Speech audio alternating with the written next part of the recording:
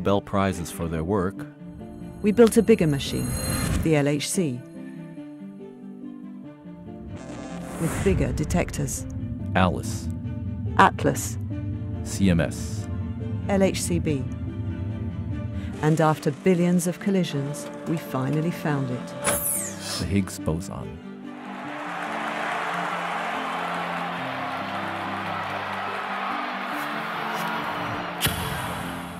We are a driving force for technological innovation.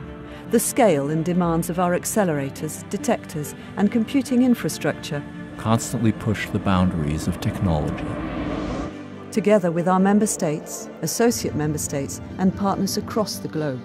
We develop state-of-the-art technologies in different domains. 1223. Technology that impacts and saves Power lives. Group 1224. When the World Wide Web was invented, we offered it to the world. 1.8 billion websites today run on the World Wide Web for almost 5 billion web users.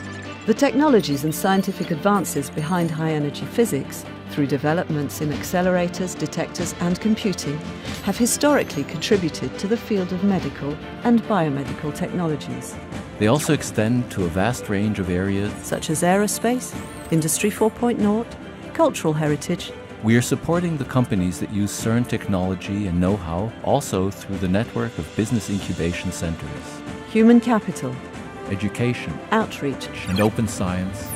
We are a powerful model for international cooperation, taken as an example by other intergovernmental organizations and endeavors. including in the field of climate change. We work together for a common good and are a proven source of inspiration for future generations. And a model for other international research projects. Did you know that €1 invested in Cern's research brings back 1.8 euros to society? Fundamental research in particle physics not only pushes back the boundaries of our knowledge of the universe, But also catalyzes innovative technology developments. we have had and will continue to have an impact on all of our lives and on the world around us. Understanding our universe means going further than outer space. We are are Cern. Cern, and we are going back to the origin of our universe Pushing science, and pushing technology.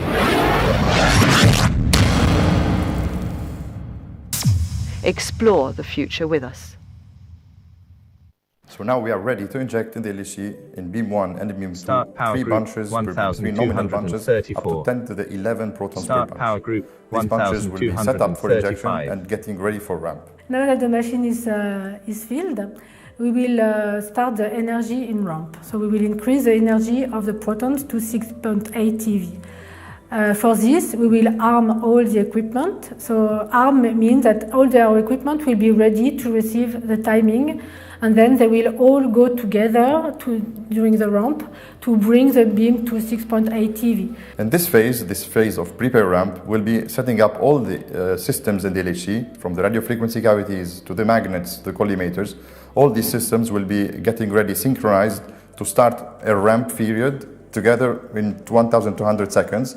This ramp period of 20 minutes will be increasing the energy of the beam gradually up to a record energy that have never been achieved before in any particle accelerator, up to 6.8 tera electron volts. So now that we have reached this energy of 6.8 tera electron volts per beam, we'll undergo the latest adjustments on the beam parameters and this phase of flat top before we start the new phase called squeeze. We will now try to reduce the size of the beam. It's very important to reduce the size because the bunches are made of a lot of emptiness, if you want.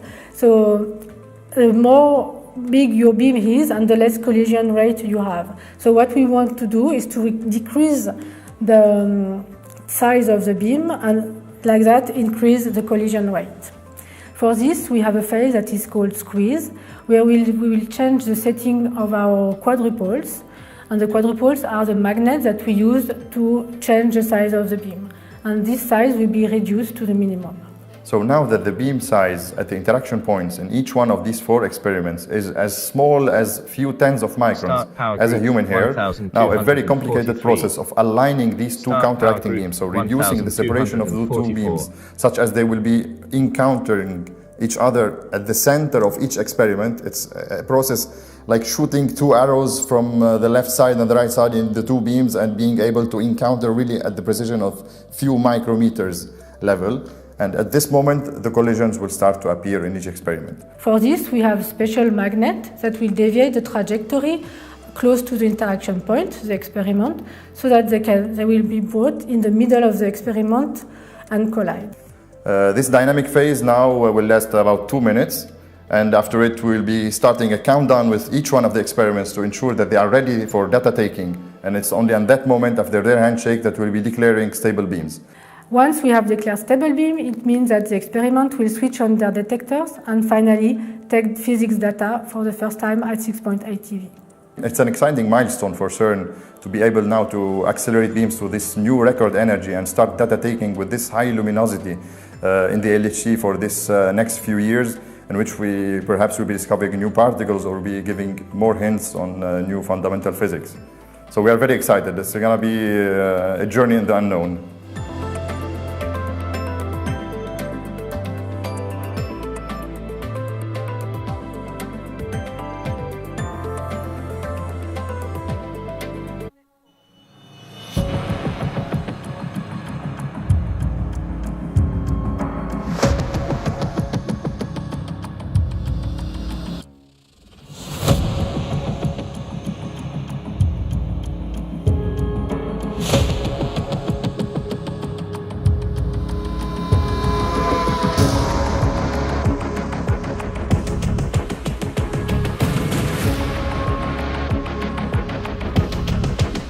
Welcome to the Cern Control Center, the beating heart of our unique accelerator complex, where very tiny particles are fed into a complex and unique system of machines, particle accelerators, linear and circular, and eventually feeding collisions into the Large Hadron Collider. We're here today in what we call the LHC Islands, where controls of the machines are taken care of by a team of engineers right behind me who are preparing for today an impressive new milestones, what we call the beginning of run 3, the beginning of a new season of data taking at the unprecedented energy of 13.6 tera-electron-volts. Today, for the first time, the detectors around the LHC machine where the collisions happen will switch on for the first time and start recording the collision and taking new data, marking the beginning of a new season for particle physics into uncharted territory. This is a process that we are going to share with you today live. That doesn't happen in a second. It takes some time to get to the conditions that we call stable beams, to then declare that we are ready for colliding and the detectors can switch on. And the process has already started some time ago. And so today, and I can ask now one of the operators, maybe Matteo, can you tell us where we are now with the process of getting to stable beams and then colliding at the highest energy? So we have now completed the injection process. We have 3 bunches circulating into the LHC per beam. And we are preparing for the energy ramp, so we are preparing all the system for this process, and in a few minutes we should be able to launch it. That's fantastic. It's better than expected. So the beams are already circulating in the machines, and they are starting to increase their energy to reach the 6.8 tera-electron-volt per beam and then collide and get the final total energy. So we will be following this process live right now, hopefully get to the collisions in time. And you'll be able to ask your questions. You can follow this live in 4 languages, English, Italian, French, German and Spanish. And send in your questions, which will be asked in an hour or so, hopefully after collisions, by a wonderful panel of experts, including our Director General, Fabiola Gianotti, Director for Accelerators, Mike Lamont, the representatives of the 4 large experiments, and also of the minor experiments around the LHC. So good luck, LHC. Keep following us. Send in your questions. And see you in a moment. Okay, dann schauen wir uns erstmal so ein bisschen an, was genau das Cern eigentlich vorhat. Tune feedback is off for at least one plane of beam 2.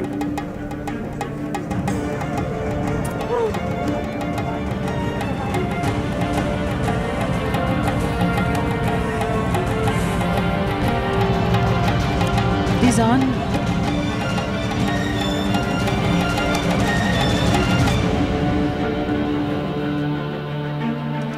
And welcome back in the Cern Control Center. We're here today. Commenting in English with me is a very important person in the beams department. So you are the big boss here. I'm here with Rodri Jones from the beams department, and you are helping me to go through this complex process of getting the beams into stable conditions and then collide. Is that an easy thing to do? Genau, die sehen alle noch sehr entspannt aus, oder? Entspannt, ja, vielleicht auch ein bisschen gestresst, habe ich schon das Gefühl. Ne? Zumindest sehr konzentriert. Ne? Vielleicht auch nicht jeden Tag, dass da eine Kamera die ganze Zeit mit rumläuft und alles mitfilmt. Wir sehen jetzt da links unten zwei kleine Halbkreise, einmal Energie und einmal IP. Kannst du kurz erklären, was das eigentlich ist? Ja, also wir initiieren bei sogenannten 450 Gigaelektronen-Volt. Das ist die Energie, die auch die Vorbeschleuniger vom Cern zustande bringen. Das ist auch gleichzeitig die Injektionsenergie vom LHC. Und dann müssen wir bis 6,8 Teraelektronenvolt beschleunigen. Das kommt jetzt dann als nächstes. Und dann rechts davon haben wir die Strahlgröße am Interaktionspunkt, also dort, wo die Experimente sitzen. Das nennt man Interaktionspunkt, IP. Und die Strahlgröße im Moment ist einige 100 Mikrometer. Und dann später wird man dann sehen, wie sich das Ganze verkleinert. Okay, dann sind wir gespannt, ob wir bis zu dieser Stufe kommen und wann wir bis zu dieser Stufe kommen. Ja, also ich habe das Gefühl, dass die Beschleunigung angefangen hat. Beams of protons, when they enter the LHC, they're already close to the speed of light. Genau, ich glaube, wir schauen uns erstmal den ersten Schritt an. Den haben wir heute schon vorbereitet für Sie, sonst würde das länger dauern. Wir schauen uns mal an, wie die Teilchenstrahlen überhaupt in den Large Hadron Collider reinkommen. And that's what the experiments want. They want the highest possible energy to recreate the initial conditions of the universe, 100 billionth of a second after the Big Bang, right? Und aus dieser Beschleunigerkette werden die Protonenpakete So we are now back to the control room we were seeing before the injection. And this is Mike Lamont, Director for Accelerators, commenting on the importance of Run 3. Really good to be getting back in business. Obviously delays from COVID, a lot of hard work by the teams during the long shutdown to get the machine ready. Really looking forward to a new chapter in this remarkable machine. So higher energies and higher intensity beams from the injectors, making for a lot more data for the experiments. Run 3, also die nächste Saison für die Datennahme wirklich bedeuten wird. Am Cern. Near him was Joachim Nick, Director for Research and Computing, telling us how important Run 3 is for the LHC. Joachim Nick, unser Forschungsdirektor. We expect a lot of more luminosity. That means number of collisions. Insbesondere auf mehr Luminosity, also mehr Kollisionen pro Kollision. Das schauen wir uns später noch an, wie das genau funktioniert. Noch mehr Daten, weil je mehr Daten, desto besser für die Teilchenphysik. Now, what is this good for? We will be able to do more precise measurements than in the past. For instance, measurements of the Higgs boson, its properties, its couplings to other particles. And that's not all. We will also be able to search for rare processes that we expect to happen, but we at this point in time do not have enough data to do that. So we hope to see some of these new processes that we have never observed before, and maybe we will also get some exciting new discoveries of rare processes here. Now, it was not only the accelerator which has been improved over the last 3 years, but also the detectors. There have been new components installed, more precise, and I think this will also contribute to the extended physics science reach of the experiment of the LHC. Noch mehr Möglichkeiten, Teilchen zu detektieren. And that was Joachim Nich, Director for Research, telling us how important it is, this milestone for the LHC experiments. You're now seeing again the LHC controls with Daniele Mirarchi, who is the engineer in charge today, right? You have a shift system whereby people happen to be in charge. Even if it's a special day, you don't choose who is in charge. 400 Gigaelektronenvolt, also bis 6800, das haben wir gesagt. Wie genau funktioniert das Ramp, also das Beschleunigen? Wie kann man sich das vorstellen? Also wir haben we see that the ramp has reached more than 1,500 GeV. How are particles accelerated in the LHC? Die den Strahl beschleunigen. Das passiert wirklich nur an einer einzigen Stelle. Man braucht nur die 27 Kilometer Abstand. Da wird der Strahl rumgelenkt, wenn man so will, um dann hier in diesen Kavitäten hier beschleunigt zu werden. Also man speist hier eine stehende elektromagnetische Welle ein und die, wenn der Strahl da durchgeht, gibt dem Strahl in einen Boost in Energie. Das heißt, die roten Wolken, die wir da sehen, von links nach rechts, das sind unsere Protonenpakete und die fliegen da durch so ein elektromagnetisches Feld durch. Genau. Super. And as we said, this raises the energy, make the particle more energetic because they are already quite close to the speed of light and they cannot go faster. Now we are back to the controls and we see the ramp ongoing. You see the energy going to 1.8 trillion electrons already. There is also two more parameters, the beam intensity. With beam 1 and beam 2, because of course LHC is a collider, so it gets two beams in the opposite direction from the SPS. They collide circulating parallel in two separate beam pipes, which are made to encounter Strahlen, die dann irgendwann kollidieren werden. Strahl 1 und Strahl 2, Beam 1, Beam 2. Und jeweils in den beiden Strahlen haben wir ungefähr 2,5 10 hoch 11 Protonen. Sehr spannend. Das sind sehr viele große Zahlen am Cern, habe ich das Gefühl. Wir sehen auch gerade hier ein paar Zahlen über den LHC. 26.649 Meter im Umfang. Das ist tatsächlich der weltweit größte Teilchenbeschleuniger, richtig? Ja. Genau, eindrucksvoll auch sehr, sehr kalt. Da steht, warum ist das so kalt? Warum müssen wir auf 271 Grad Celsius kühlen? Um diese hohen Energien wirklich da rumführen zu können, brauchen wir sehr, sehr starke Magnetfelder.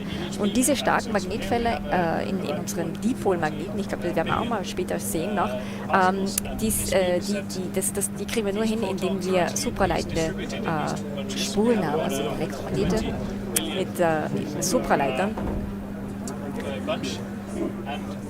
Und und diese Supraleiter, die wir verwenden, das sind sogenannte Tieftemperatur-Supraleiter.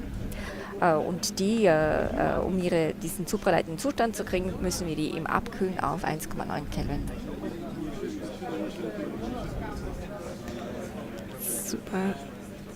Okay, wow. Ja, jetzt wird es ja ein bisschen lebhafter, habe ich das Gefühl. Es passiert was. Ja, ich gebe dir jetzt recht, jetzt schauen Sie tatsächlich entspannt aus. Jetzt sehen wir auch schon den Rücken unserer Generaldirektorin Fabiola Gianotti eingeblendet. Die werden wir später noch sehen in der Fragen- und Antwortrunde. Aber die ist natürlich jetzt schon vor Ort.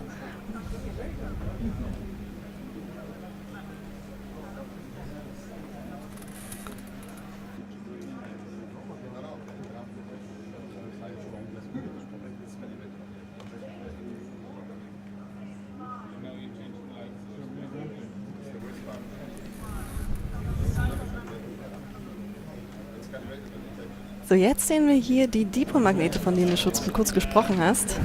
Ja, man sieht sie hier nur von außen. Okay, hier sieht man auch einen Querschnitt mit diesen Spulen hier. Ja, und also diese Spulen hier, die sind wirklich aus supraleitendem Material.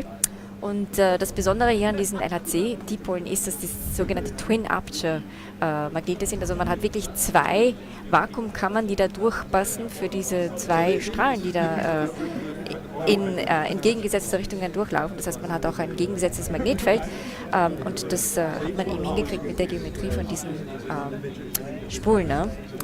Ich glaube, wenn man gerade ganz genau hinschaut, sieht man auch so ein kleines bisschen schon die Krümmung. Das heißt, diese Magnetfelder sind wirklich dafür da, dass die Teilchen in der Kreisbahn bleiben. Ja, insgesamt braucht man über 1000 von diesen Hauptdipolmagneten. Und die müssen alle kalt bleiben. Das klingt nach einer ganz schönen Herausforderung. Das stimmt, ja. Und manchmal verlieren diese Supraleitmagnete auch ihren Zustand der Supraleitung und dann wird es wärmer. Das ist das, was heute Morgen passiert ist? Ja, tatsächlich. Ja. So ein Magnet hat gequencht, wir nennen das Quenchen. und ist normalleitend geworden und dann muss man wirklich den gesamten Sektor da kurz, also die Magnete rund um diesen Magneten herum werden aufgewärmt, aber der gesamte Sektor kann dann nicht betrieben werden. Wir sehen ja gerade noch mehr eindrucksvolle Fakten zu dem Strahl an sich, und zwar 2808 Bunches pro Protonenstrahl. Ein Bunch, wie kann man sich das vorstellen? Ist das so eine Art Wolke, oder? Ja, das ist so eine Art Teilchenwolke und man kann also keinen kontinuierlichen Strahl in den Vakuumkammern zirkulieren haben. Das liegt einfach daran, wie wir diesen Strahl beschleunigen mit diesen RF-Feldern. Im Endeffekt sind das in 2800 ungefähr Teilchenpakete, die man dann schlussendlich haben wird und die dann alle vorbereitet werden von den Beschleunigern. Also man nennt das sogenannte RF-Bucket-to-RF-Bucket-Transfer. Also man injiziert wirklich von einem RF-System in das andere RF-System. Und dann übernimmt das andere RF-System und beschleunigt diesen Strahl dann eben weiter. Aber heute sind wir noch nicht bei 2808 Bunches, sondern wir haben nur 3 pro Strahl, stimmt das? Genau. Heute, das ist wirklich mal die erste Kollision. Am Anfang ist man mal ein bisschen vorsichtig wir versuchen das alles hinzukriegen. Wir brauchen wirklich 3 von diesen Teilchenpakete, um in jedem von diesen 4 Experimenten Kollisionen zu erzeugen. Dann sind wir gespannt, das weiter mitzuverfolgen. Der grüne Balken kämpft sich mutig vor Richtung Mitte. Wir sind bei 3741 Gigaelektronenvolt. Das heißt, schon mehr als die Hälfte geschafft. Das sieht gut aus. Sieht gut aus, ja. Ich glaube, vielleicht soll ich es nicht verschreien, aber ich glaube, das kriegen wir hin. Ne?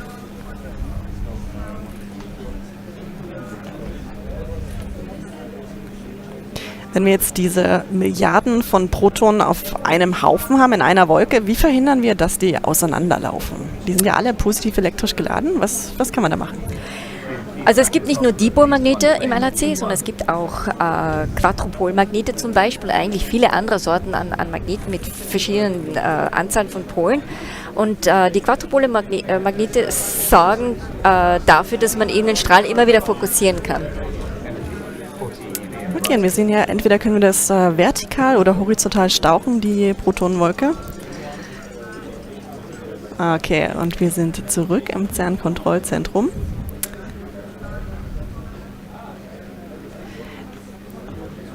Man sieht ja sehr, sehr viele Computerbildschirme in diesem Cern-Kontrollzentrum.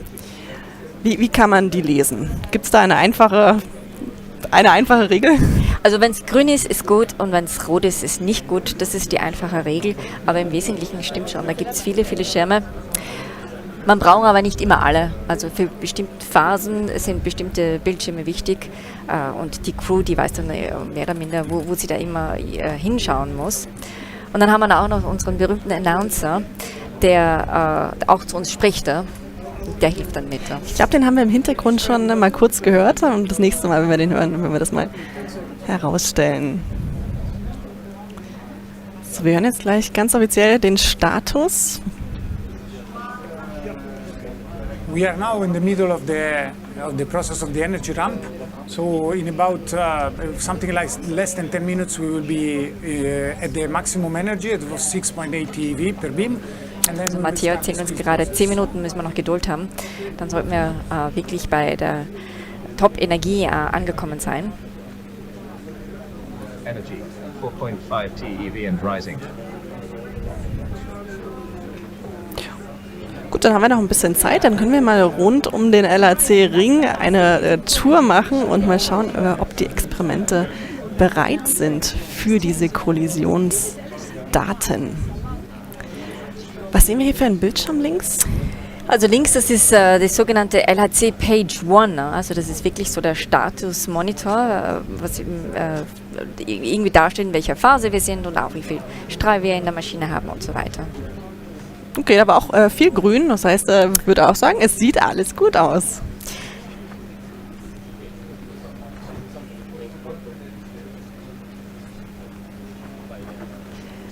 Ja, vielleicht bevor wir zu der Tour aufbrechen, kann ich schon kurz erzählen. Genau, es gibt 4 große Experimente am LHC. Die sehen wir hier klein dargestellt. Und wir springen jetzt nacheinander zu den einzelnen Kontrollräumen und sprechen mit den sogenannten Run Coordinator, also die Datennahme Koordiniererinnen und Koordinierer. Und wir gehen zuerst zu Atlas. Are we ready to talk to Atlas? Hello. Yes, I think we are. We are seeing an animation right now. Wir fliegen erstmal in einer Animation zum Atlas-Detektor, der einer der größten Teilchendetektoren der Welt, 25 Meter hoch, 46 Meter in der Länge. Und hier sehen wir eine Simulation davon, wie man sich Teilchenkollisionen im Inneren dieses Detektors vorstellen kann. And we are soon going to talk to the Atlas Control Center, where we have... So, wir sind jetzt im Atlas-Kontrollraum. Sarah Demers, I think. Is it? Yes. Hi, Sarah. You're the data preparation coordinator. This is a big day for you. Ich spreche mit Sarah, die sich um die Vorbereitung der Datennahme kümmert. Thank you very much, and to you. It was just yesterday, and so this is a super important milestone. You're switching Atlas again for the third time for a new physics season, and it's more or less like the first time, isn't it? Die Frage, wie fühlt es sich heute an, im Vergleich zum ersten Mal, wenn Atlas angeschaltet wurde?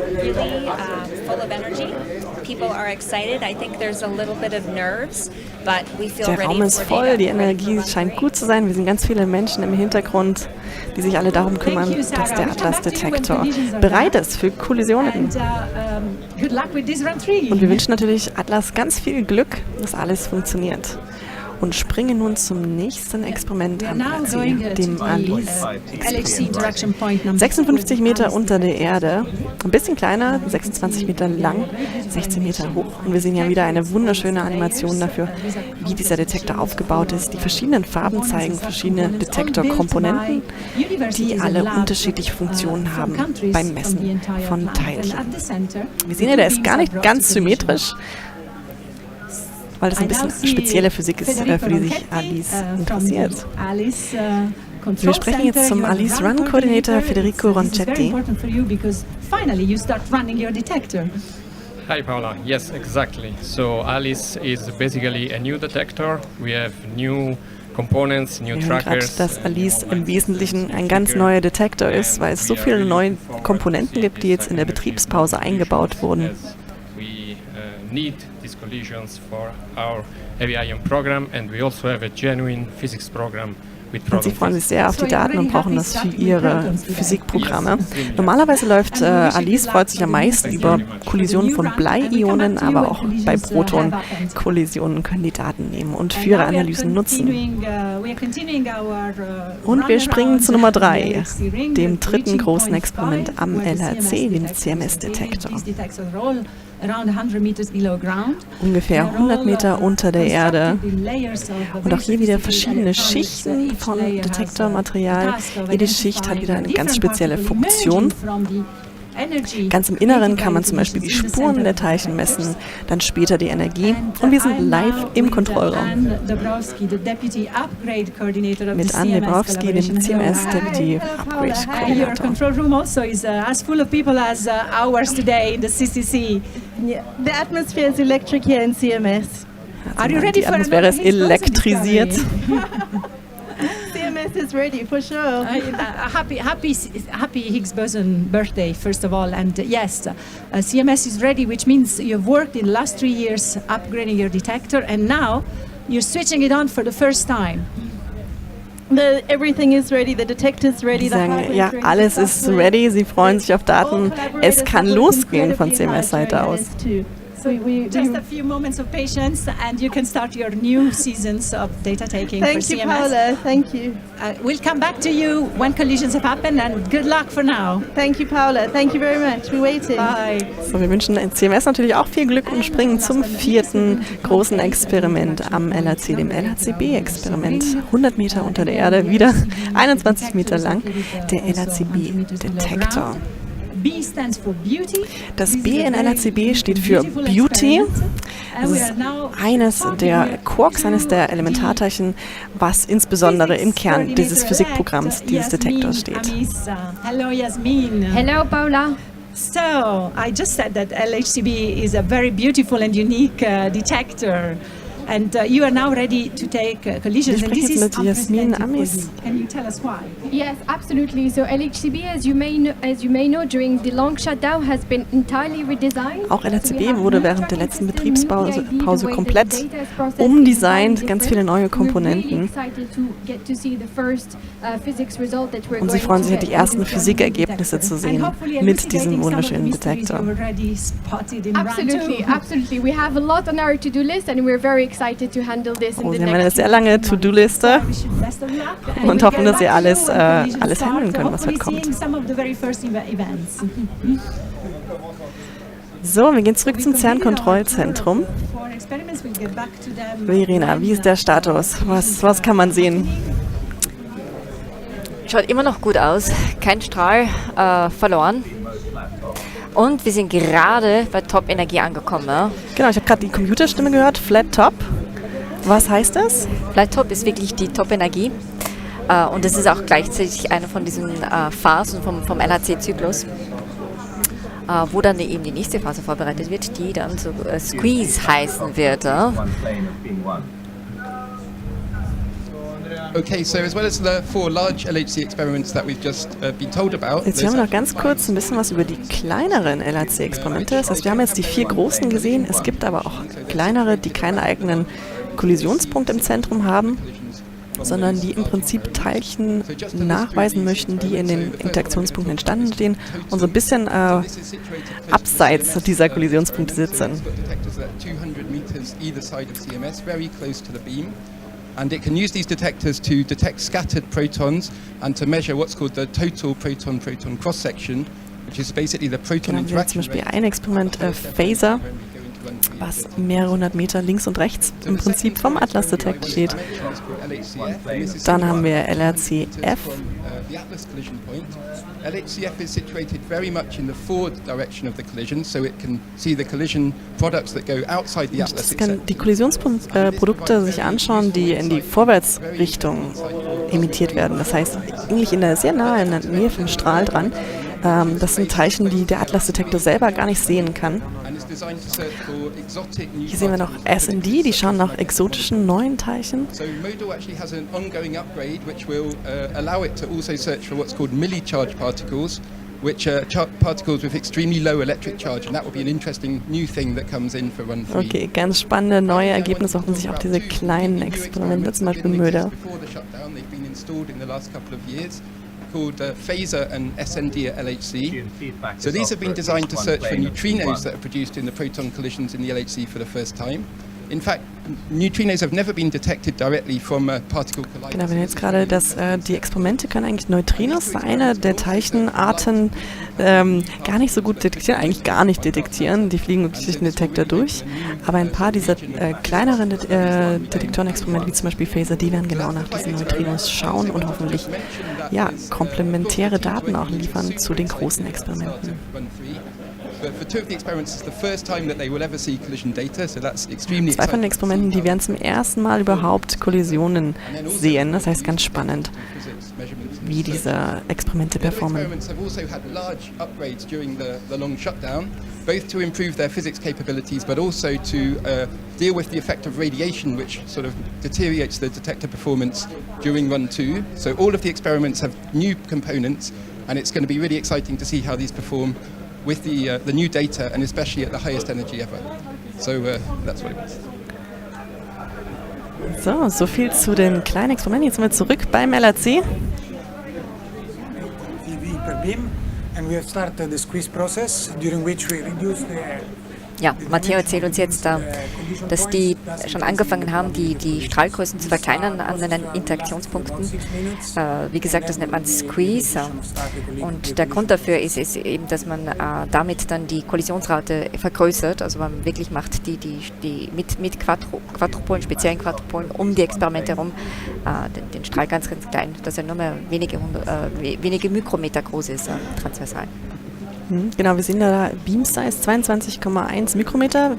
Wie weit geht's runter? Was ist so das Minimum? Mit den Emittanzen, die wir da jetzt haben, also da da kommt noch ein Parameter hinzu, der völlig und ganz bestimmt wird von den Vorbeschleunigern, das ist die Emittanz. Könnte ich jetzt gar nicht genau sagen, aber es ist so in der Gegend von 10 Mikrometer.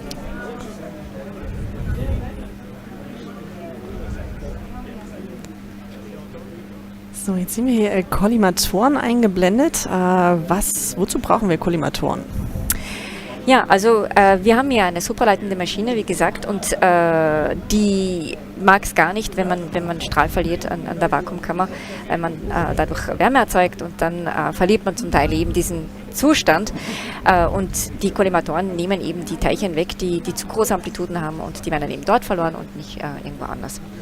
Ja, genau, wir sehen das hier, das ist wie so eine Art Spaltblende, oder ist da mehr dazu? Das sind wirklich so Materialblöcke, die ganz nah an den Strahl rangefahren werden können. Also in Wirklichkeit hat man dann dort, wo die Kollimatoren stehen, das ist in Punkt 7 im LHC, dann wirklich nur mehr so viel frei wie die Fläche von Spanien auf der 1-Euro-Münze.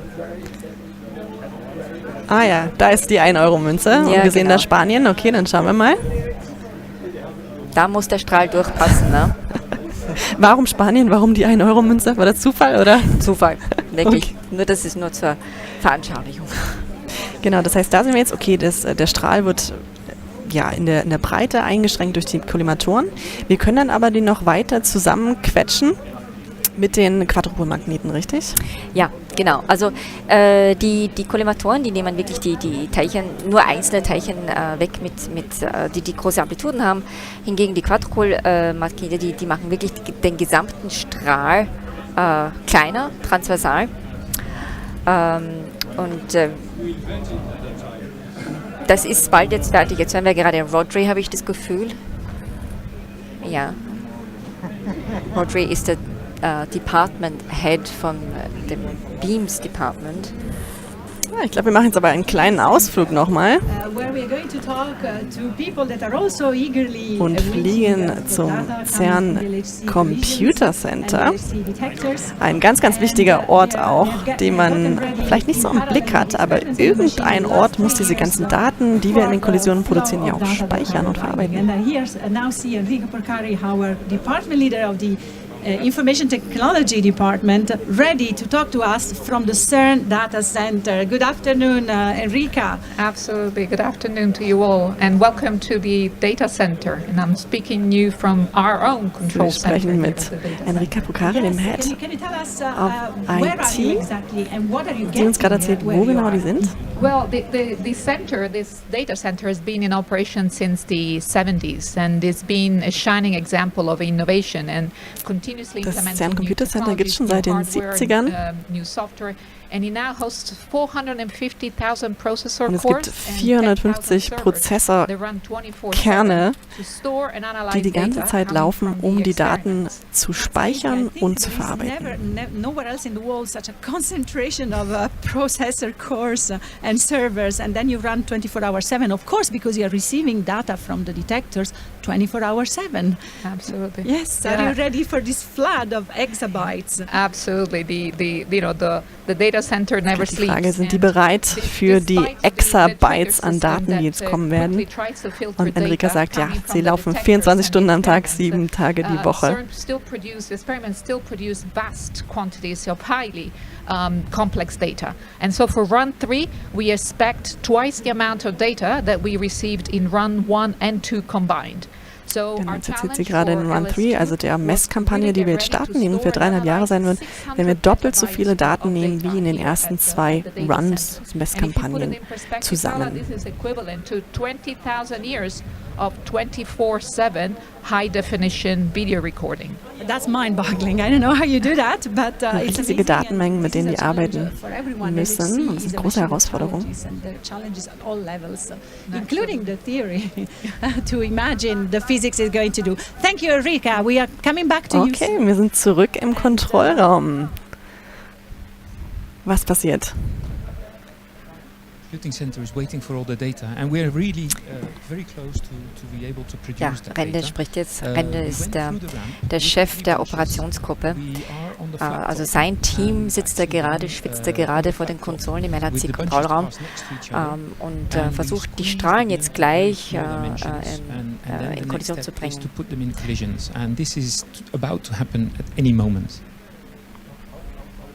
Das ging ja dann relativ schnell. Super, sehr spannend.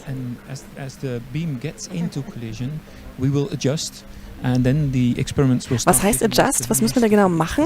Ja, also während des gesamten Zyklus vor den Kollisionen laufen die zwei Strahlen auf nicht derselben Bahn um den LHC herum und dann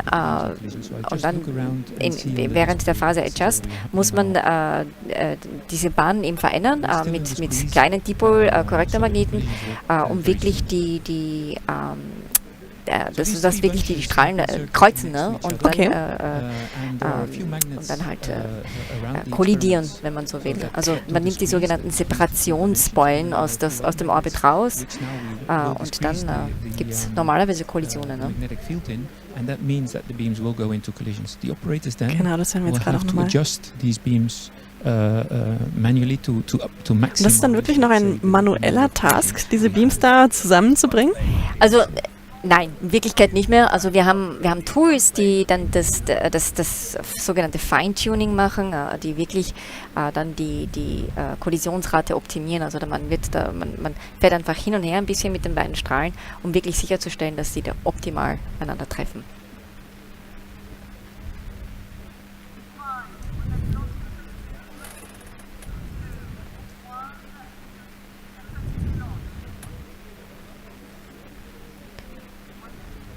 Start feedback dynamic change. Start power group 23. Jetzt sehen wir einen kleinen Rückblick, glaube ich. When we brought our first beams to an energy of 1.3 TeV, which was higher than the previous record from Tevatron, which was 1 TeV.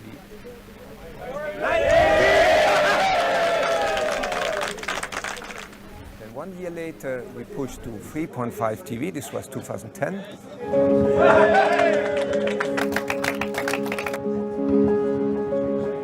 2 years later, in 2012, we reached 4 TeV, which was the highest we reached during the first operating period of the LHC. This was then interrupted by a first long shutdown where we consolidated some parts of the magnets. This allowed us in 2015 to reach 6.5 TeV, again a new world record. We operated there for 3 years until we reached our second long shutdown where we did a further consolidation of the safety system of the magnet, which allowed us today to actually make the next step of 6.8 TeV, bringing us very close to the design energy of the LHC, which is 7 TeV.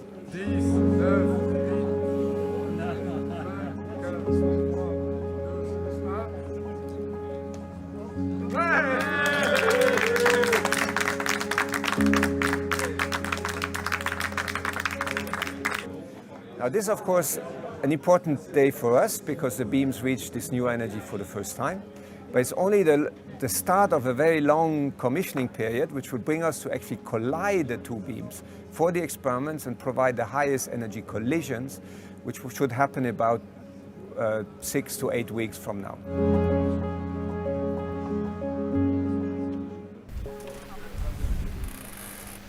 So, das war ein schöner Rückblick und mal schauen, ob heute auch in die Geschichtsbücher des Cerns eingehen wird. Verena, wie ist der Status? Ja, immer noch ein Adjust. Man sieht ja auch die Separation hier, die ist in Mikrometer angegeben, also ungefähr 1 Millimeter. Die Strahlen kollidieren also noch immer nicht. Das heißt, Separation, das ist der Abstand zwischen den zwei Strahlen in den Kreuzungspunkten? Genau, an den Interaktionspunkten. Ja, ja. Ich frage mich gerade noch, worauf hier gewartet wird.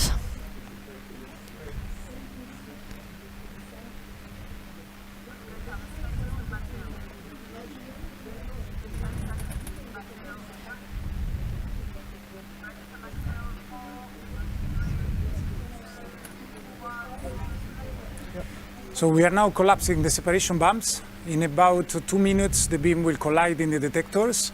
Okay, also Matthias sagt jetzt gerade, ja, jetzt wird es spannend. Jetzt werden die sogenannten Separationsbeulen kollabiert. Das dauert 2 Minuten, das wird ganz langsam gemacht und dann sollten wir Kollisionen messen können. Ne? Was sind Separationsbeulen? Also man kann die Bahnen einstellen, also die Bahnen der Teilchenstrahlen einstellen, wie man will, fast mehr oder minder, mit Dipolcharaktermagneten. Und in dem Fall hier macht man einfach eine Beule in jedem Strahl, so dass man sicherstellen kann, dass die Strahlen nicht aneinander treffen. Ne? Also man wirklich, ja, man hat so, stellt, dass man geradeaus durch die Detektoren durchfährt, macht man eine Beule. Okay. Es gibt so ein paar englische Begriffe, die, glaube ich, sehr, sehr schwer zu übersetzen sind. Separation Bump ist definitiv einer davon. So, wir sehen hier nochmal die Kontrollräume der 4 großen Experimente am LHC. Normalerweise muss man sagen, sind da nicht ganz so viele Physikerinnen und Physiker vor Ort, aber heute ist natürlich ein besonderer Tag und da wollen alle dabei sein. Ja, und ich glaube, es geht los. Ja? Ich glaube,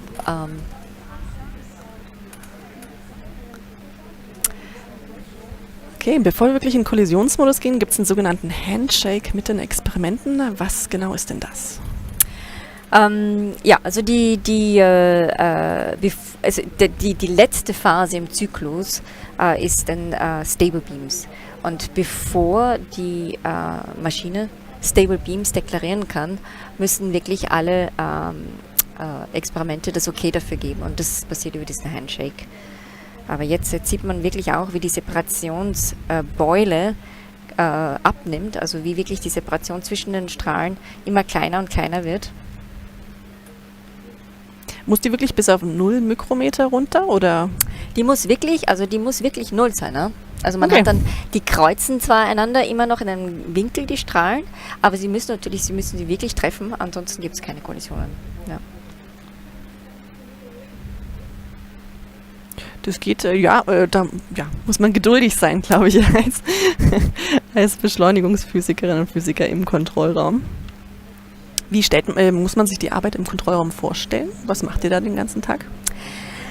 Also der LHC ist natürlich schon, dadurch, dass der schon seit 2008, 2009 läuft, schon sehr automatisiert mittlerweile. Also im Wesentlichen gibt es für fast alle von diesen verschiedenen Phasen Tools, die das einfach automatisch fahren. Und wo es dann wirklich viel zu tun gibt, ist dann immer, wenn es Probleme gibt. Ja. Beziehungsweise auch während der Phase des sogenannten Startups. Da muss wirklich alles neu eingestellt werden. Da gibt es nicht für alles Tools. Ja. Aber ansonsten, jetzt wird spannend. Man muss jetzt, darf man da nicht verpassen. Genau. 3 Mikrometer und wir sollten Kollisionen haben. Ja, ich glaube, wir sind bereit für den Handshake mit den Experimenten.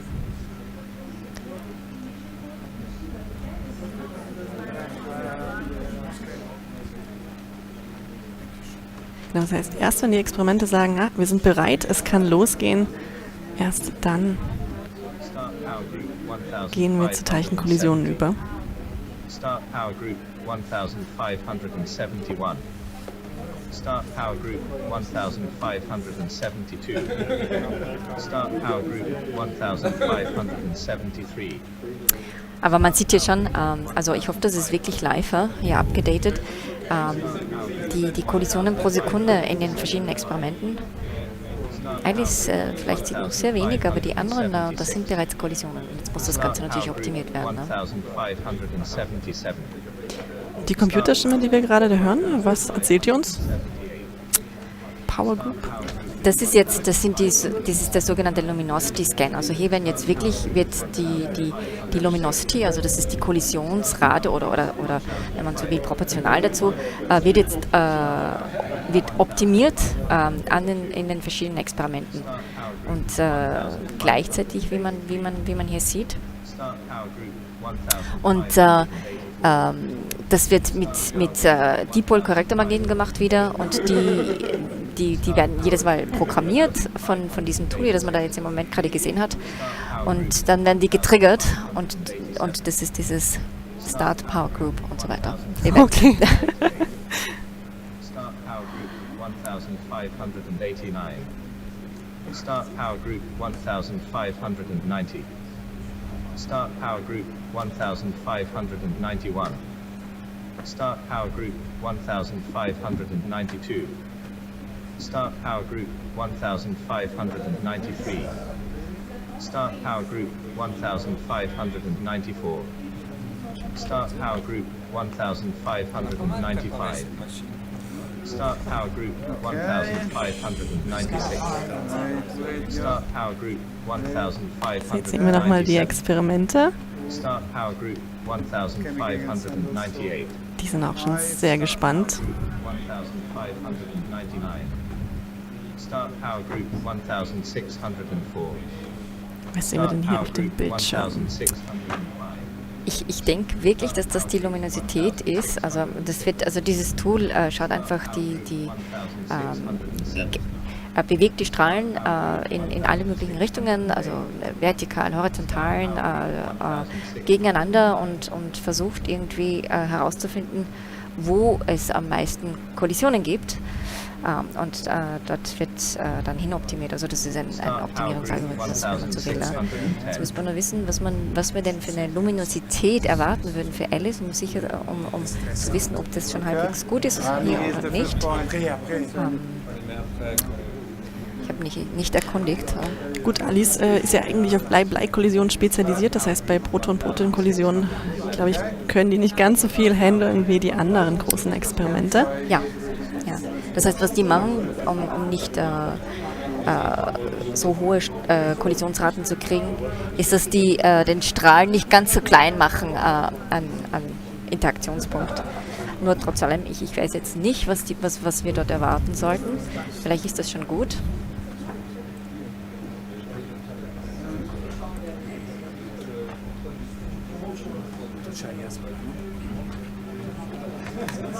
Ja, das ganze Team im Kontrollraum ist sehr konzentriert. Habt ihr eigentlich immer blaue Poloshirts an mit dem Cern-Logo? Nee. Nee, das ist nur für heute. Ah ja, für den besonderen Tag. Ich denke auch bei den Kontrollraum bei LHCb sind wir auch alle in Blau. Das ist, glaube ich, normalerweise, ja, zieht ja jeder an, was sie möchten. Okay, we are good to go. Oh, we're good to go. Ja. So, Daniele ist der Engineer in Charge, also der ist der Chef, wenn man so will, heute vom LHC. Okay, so Atlas, okay for you? Okay. Er fragt jetzt Atlas, ob die bereit sind. Atlas, you okay? Atlas is ready for collisions. Atlas ist bereit für Kollisionen. Okay.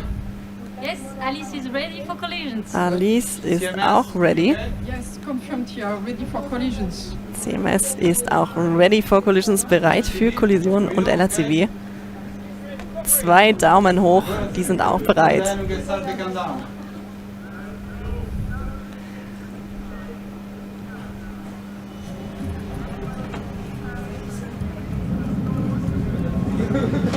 Wir sehen jetzt hier den Countdown, bis wir zum ersten Mal Kollisionen aufnehmen werden bei einer Rekordenergie von 13,6 Teraelektronenvolt. 10, 9, 8, 7, 6, 5, 4, 3, 2, 1.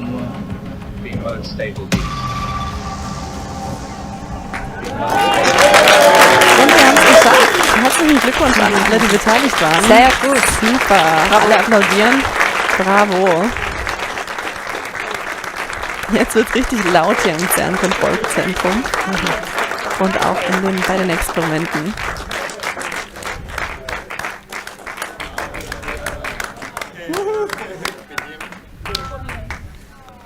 Yes.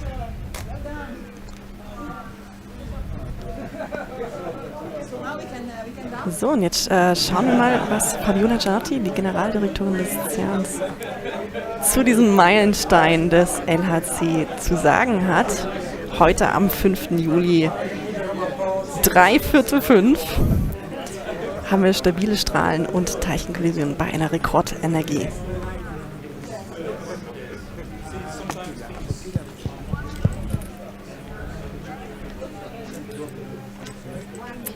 Bevor wir zur Generaldirektorin gehen, schauen wir erst einmal, wie wir uns vorstellen können, wie die Daten im Computer Center ankommen. Wir sehen hier eine Kunstinstallation. Die verschiedenen Röhren werden von Wasser durchströmt und die verschiedenen Farben sind hier die Daten, die von den 4 verschiedenen Experimenten kommen. Das heißt, wir schauen noch mal ganz kurz uns den Atlas-Detektor an. Die gelben Blocks, die wir sehen, das soll Daten visualisieren. Wir sprechen gar nicht alles, was wir produzieren, sondern sortieren das erstmal grob vor. Und dann wird das, was wir speichern möchten, ans Cern Computer Center geschickt. Dort werden die Daten kopiert und abgespeichert. Wir müssen auch Daten rekonstruieren, das heißt, wir müssen aus diesen ganzen Nullen und Einsen irgendwie Teilchenspuren und die Teicheninformationen herausbekommen.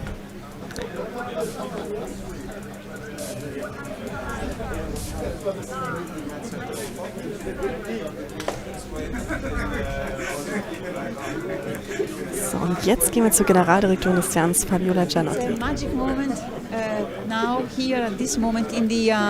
Das ist ein magischer Moment. Collisions at an unprecedented energy, 13.6 tera-electronvolt, and this opens a new era of exploration at Cern, a new chapter. Run 3 of the Large Hadron Collider will give us collisions at higher energy than before, and also Fabiola meint, das Ganze öffnet jetzt eine Ära von neuen Physikanalysen bei dieser neuen Rekordenergie für die Experimente am LHC. Natürlich auch deutlich höhere Kollisionsraten, deutlich mehr Teilchenkollisionen, um verschiedene Prozesse zu untersuchen, die wir vorher nicht so ganz in der Präzision untersuchen konnten. Jetzt springt Fabiola zu Französisch. Deutsch kann sie leider nicht sprechen, aber natürlich sind wir am Cern alle zumindest ganz gut in Französisch. C'est le début du rang 3 du LHC qui ouvre un nouveau chapitre dans l'histoire du Cern. Plus d'énergie, plus de collisions et donc plus de possibilités de découvrir de la nouvelle physique ou au moins de pouvoir affronter les questions ouvertes en physique fondamentale. Und natürlich, Fabiola Gianotti ist Italienerin. Wir hören noch das Ganze nochmal auf Italienisch. 13.6 tera-electronvolt è un nuovo capitolo che si apre nella storia del Cern, il terzo run, il terzo periodo di presa dati di LHC e l'energia superiore dei fasci e l'intensità dei fasci, il numero di collisione ci permetterà di affrontare le questioni aperte in fisica fondamentale con maggiori opportunità di rispondere.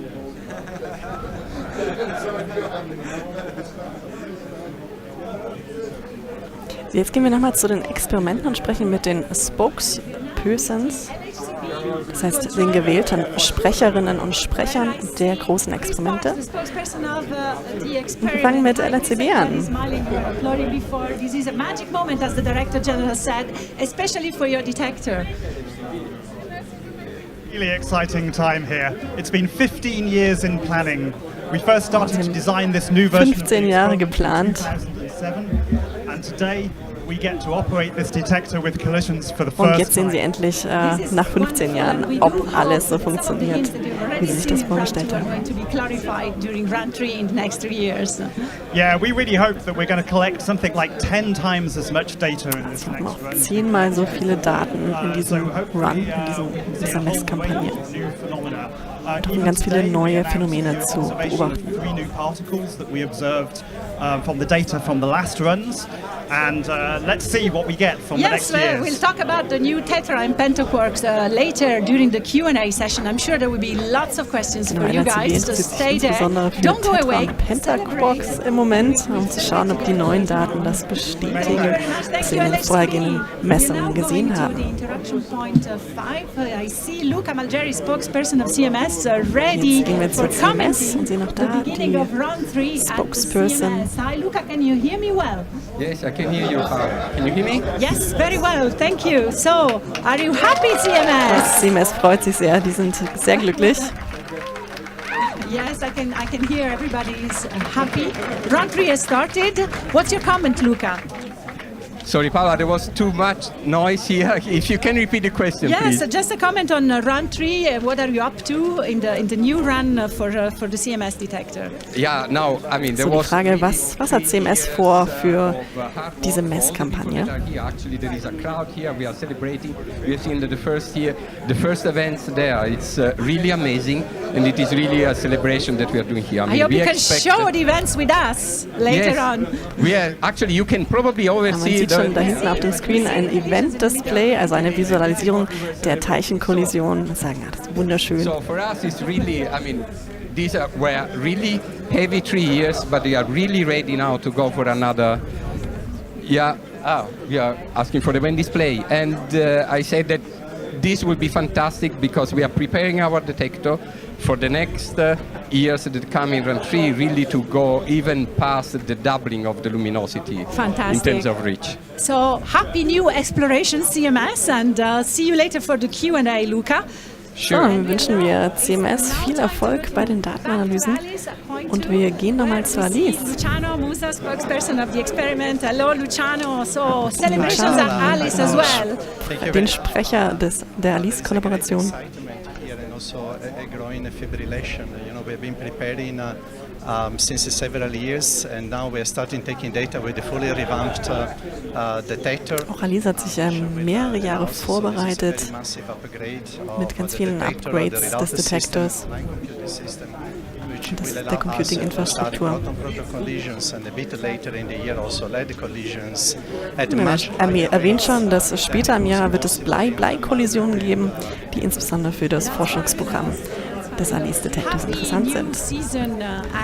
Ja, wir wünschen Alice eine schöne Physiksaison mit schönen Daten für die Physikanalysen und springen zum Schluss zu Atlas.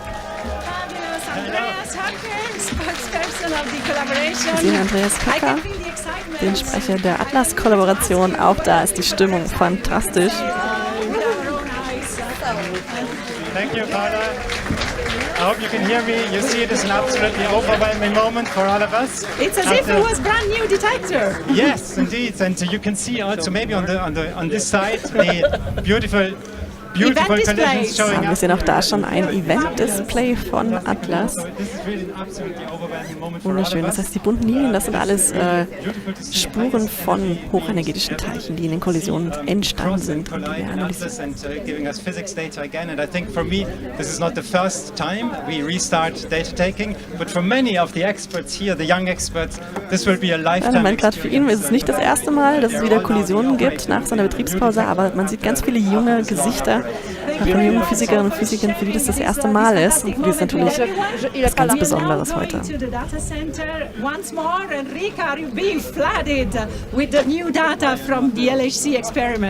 Absolutely, the data is coming in fast and furious from the collisions in the LHC experiments and the detectors. Nochmal im Data Center mit Enrique Porcari. In the room behind me, that is hosting 450,000 processor cores and 10,000 servers that run all the time.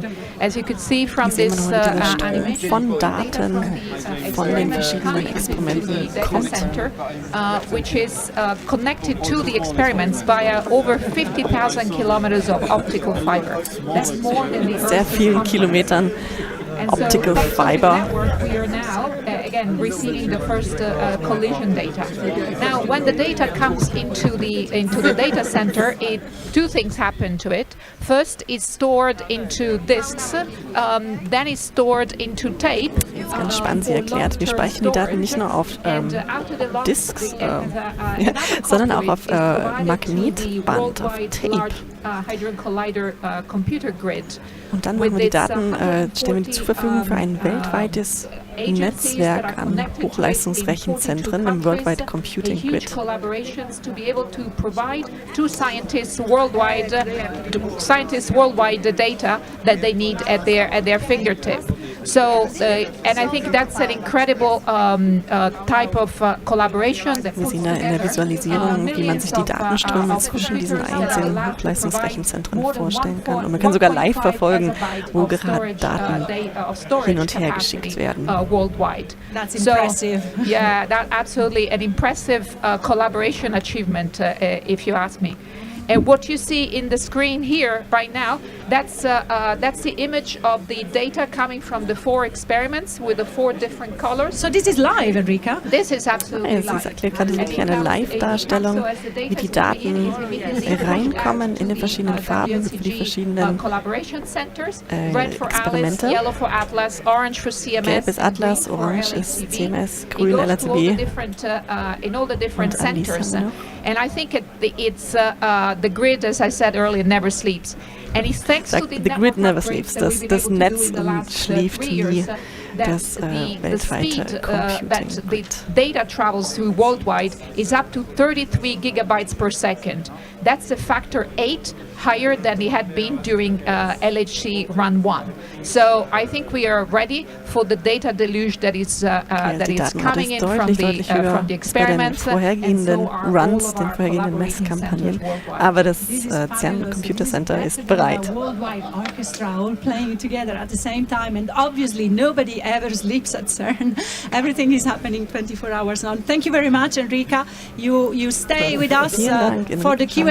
Und wir gehen zurück zum LHC, der LHC-Insel im CERN-Kontrollzentrum.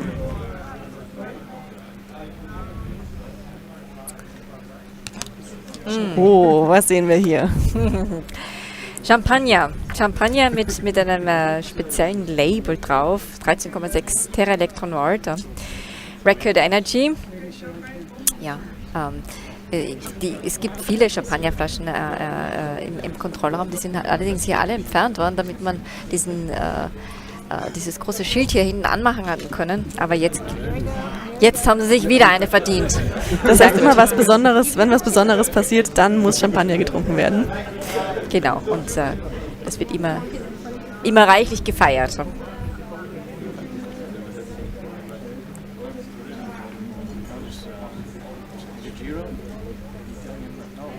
Gut, jetzt haben wir es geschafft, den LHC in Kollisionsmodus zu bringen. Mal schauen, ob wir die Champagnerflaschen auch aufbekommen.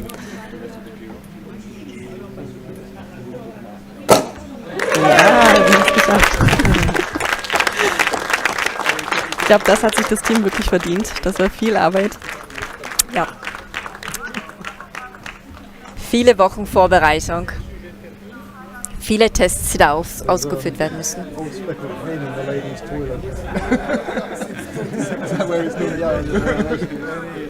So, wir schauen uns nochmal die Highlights an von dem Start der dritten Messkampagne am LHC.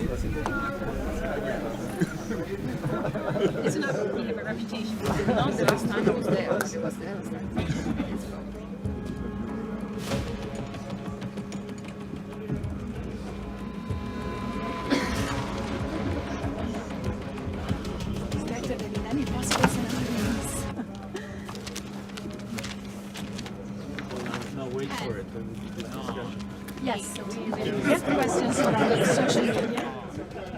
I also check here in case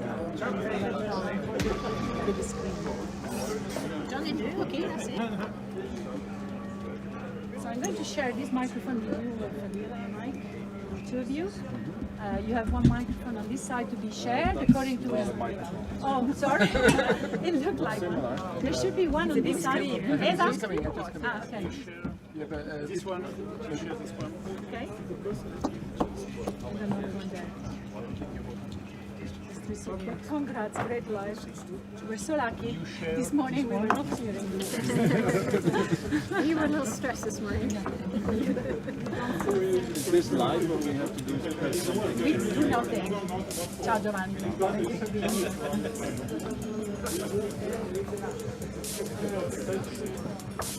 This is the VNR that is going to be given to the press together with images of today.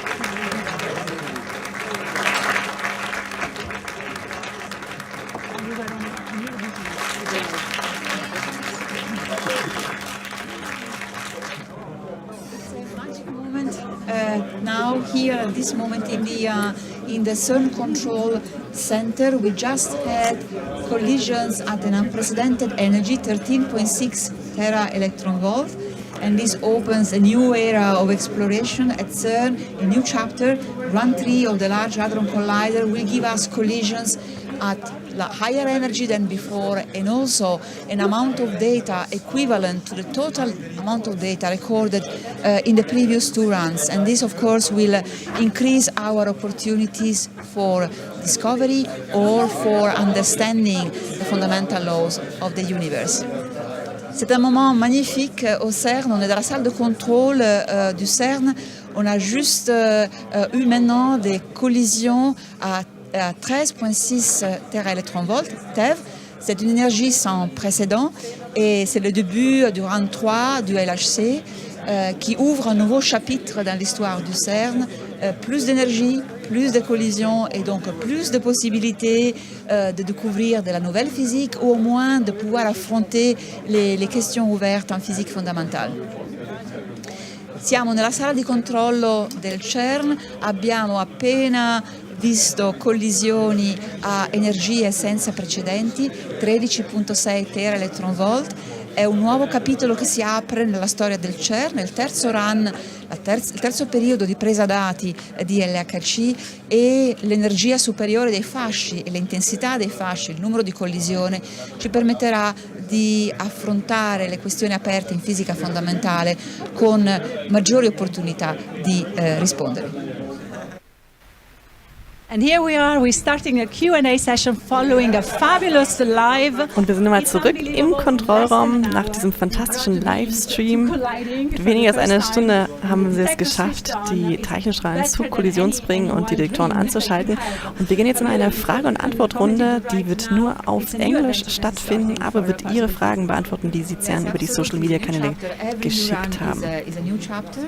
But this one in particular, because there is an increase of energy, an increase in number of collisions, and more data, more energy means more. Von Ihnen vielen Dank für Ihre Aufmerksamkeit und noch viel Vergnügen in der Frage- und Antwortrunde. Spaß, tschüss. Addressing the open questions, and I would like to say that I've seen the start of 3 different runs, and every time is a big emotion. So also today there was a lot of excitement here in the control room. Yes, and while the beams are colliding, this is a triumph also for the accelerator, for the Large Hadron Collider, right? We have here Mike Lamont, director for accelerators. No, it's a great moment. It really is. The result of an awful lot of work by an awful lot of people to bring this together. I mean, this is kind of symbolic of all that effort, which will now go on over the next 3.5 years. You know, the work continues, but here we keep colliding. We keep colliding, but no, it's fabulous to see it back in stable beams again. So we have here around the table more people, because this is a collective effort. This represents exactly how CERN works. On the right-hand side of Mike Lamont, we have Patricia McBride, who represents the CMS experiment. We also have the possibility to talk, and they're following us from your control room, to talk to the spokesperson. Hi, Patricia. Hi. Then we are talking, we have here Mateusz Ploskon from Poland, who represents the ALICE collaboration.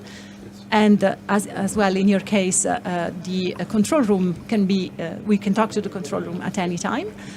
Just to complete the tour of the LHC experiments, we have Manuela Winkter from the ATLAS experiment and the control room connected, and Niels Tuning from the LHCb experiment. We also have Jamie Boyd, who represents 5 new, less-known experiments, much smaller but not less important, that are around the LHC. Right, Jamie? Yeah, that's right. And we have Giovanni Anelli from the Knowledge Transfer Department, because, as we know, whatever we do at CERN, as Fabiola said, is unprecedented. And not only we go into new territory for particle physics, but also in technology. And new technologies emerge from our field that your department, Knowledge Transfer, makes sure get to the world. So we can also, we see now the control rooms of the 4 experiments, and we can start being flooded not just with data and collisions, but also with the questions. We also see the CERN data center ready to answer questions. for our audience right here. So I normally should see questions on the screen coming up. Yes, please. As an experimentalist, I would like to congratulate the LHC and the accelerator people. Fantastic achievement and we look forward to io porto l'SPS. So I see a question from one of our social media. We have all of them streaming the live. Mimi Mariam is saying, this is for Mike, I guess. Is it true that the LHC will run for 4 years? Yeah, indeed. We plan Run 3 takes us through to the end of 2025, but we do stop for Christmas. So you allow yourself a little pause for Christmas. And what's happening next? What's happening next is, well, we're getting into business as usual. So at the moment, today, we had 3 bunches per beam. The target is around 2,500. So over the next few weeks, we're going to step up gradually the number of bunches per beam. When we get to the full complement, this is going to be the equivalent of a TGV going at 190 kilometers an hour, the energy in the beam. So we really have to be very careful as we do this staged increase in the intensity. So that's going to keep us busy for the next month or so. Yeah. I now have a question for all of the LHC experiments. Now there is a question from Ronald Repice, the host of podcast, Dr. Ronan Filter. This is a nickname for... What are the practical applications of this collision? And Giovanni, yes. Maybe not just of the collision, but of yeah, indeed. So this is a great example of, how we work at Cern. To achieve the beautiful results of today, we push the limit of technology development, and all the technology that we develop at Cern can be used in other fields. So this is just one example of the physics that we do. Allows us to develop technologies which can be used in fields like medical. So we have concrete application of accelerator technologies in hadron therapy to cure cancer or production of radioisotopes. Then we have detector technology which can also be used in medicine, and there are many, many examples. So I would say there are plenty of practical applications which come from the fact that we constantly develop new technologies in the field of accelerator, detector, and computing, which can be used in other fields. What I was asking is, yesterday we were celebrating 10 years of the Higgs boson discovery, especially for Atlas and CMS. Are you expecting to see more Higgs or anything similar to Higgs? Patricia? We're expecting to see lots more Higgs and be able to do very precision measurements to understand what the Higgs is, what it's telling us about nature, and we're really looking forward to it for Run 3. Manuela. It's a really exciting time because 10 years ago the Higgs didn't really exist. We didn't know about it. And then we discovered it. And then we make precision measurements. And now we're actually using it as a tool to look for new physics. So it's become our workhorse now for what might be the next discoveries at the LHC. I will now go to Alice. What are your expectations from Run 3? We have made a fantastic progress in reshaping our detector into a very new device. So the time is extremely exciting for us. With the new device came also a new physics program focused on very heavy quarks plowing through what we call quark-gluon plasma, a state of matter that we think existed very early after Big Bang. And we're trying to understand how it works, what the microscopic structure of that matter is. Thank you, Matthias. And Niels, today you just announced that the LHCb collaboration has discovered 3 new exotic quarks before the start of Run 3. Amazing. We continue to discover new things every day. And indeed today we have this new state of matter with not 2 or 3 quarks, but 4 and 5 quarks. So that's something which we are still trying to understand how these quarks bind together, and it's similar to what happened in the 60s when we first started this whole venue. Of particle physics. Of particle physics. Yeah. And now for us particularly, this restart of the LHC will allow us to collect much more data. We replaced our total system. All detectors are new. We read out much more data. So with 10 times more data, we think we can, even the most rare processes, we can study much better in the next coming years. You call these quarks exotic. Are they different from the quarks that make us all and make this table and make all the matter that we know? No, these are the same quarks, but composed differently. And it was kind of unexpected that we would also see 4 and 5 quarks binding together. And we still don't really know how this actually works. And we want to understand how our ordinary matter is actually binding together. Yeah. So it's very exciting.